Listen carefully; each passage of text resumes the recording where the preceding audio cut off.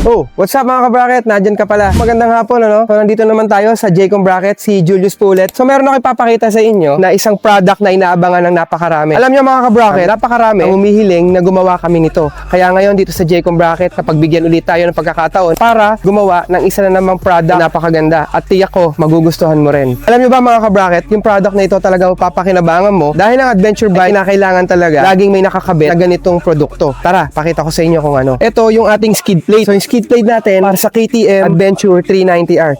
So kita nyo naman mga ka-bracket yung skid plate natin, napaka-solid tingnan. Ito po ay steel, no, na black powder coated. So kita nyo yung mga build quality niyan. So kung matatandaan nyo mga ka-bracket, meron na tayong produkto dito na crash guard.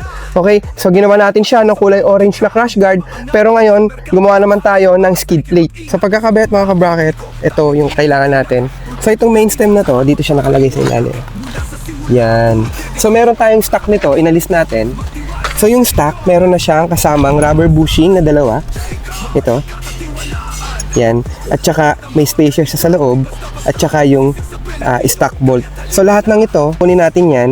Okay? Ilalagay natin yan dito sa panibagong ginawa natin na support stem. Ayan. Good enough force.